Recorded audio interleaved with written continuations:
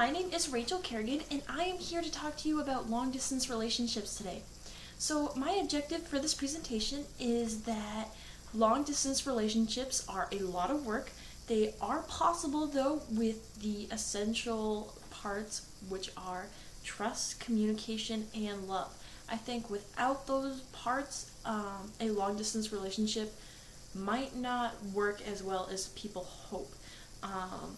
I did some research on long distance relationships, and I found that about 15 million people in the entire world believe that they are in a long distance relationship. So that's a lot of people who do give long distance relationships a try. About 4 to 4.5 million are in non-marital relationships, so it's a long distance, but they are not married. About 3.75 million people are married and are doing a long distance relationship, so that's quite a few people. With the long distance relationships, about 32.5% are college students. So one student lives in one state and another student lives in another state, and they are trying to make a relationship work. About 10% of all marriages start off as a long distance relationship.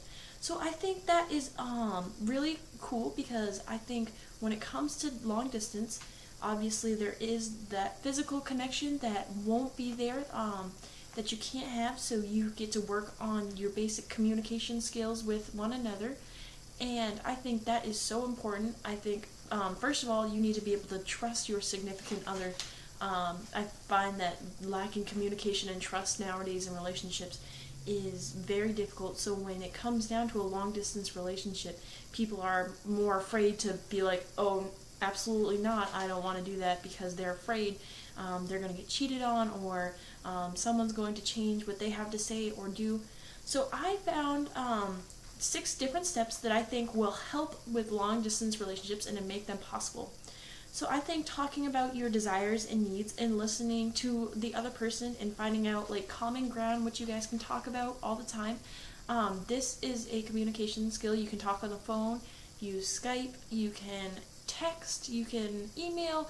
A lot of folks write letters. I also found out statistically wise that most long distance relationship couples send about 3 letters a month to each other. And receiving those letters is something so genuine and special, and it makes your day so much better, and you look forward to getting those letters, so that's awesome. Number 2 is that as long as you're open and sincere with your significant other, and you explain what you're happy about, what like worries you, personal problems, your doubts, all these different things, you need to be open and honest and truthful with your significant other, because this is where you're really building a communication, and so people understand, or your significant other understands you and where you're coming from, and during this time you're learning each other's personalities, what makes you click, what makes you don't. Number 3 is getting to know each other. So your past, your present, what you want to do, your experiences, your opinions. This is where you want to talk about future stuff. You want to bring up past, the exes, all of that. You need to be open, and if your significant other wants to be involved with you, those things aren't going to matter. They're going to give their opinion, but you should be able to work through those different types of things. Number 4, with long distance relationships, I think that building trust and respecting each other's boundaries is a huge essential part of a long distance relationship.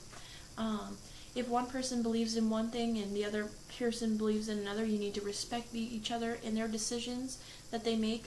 I'm not saying that cheating is alright, or hanging out one-on-one with the other sex is okay, but these are things that you need to openly and honestly discuss with your significant other.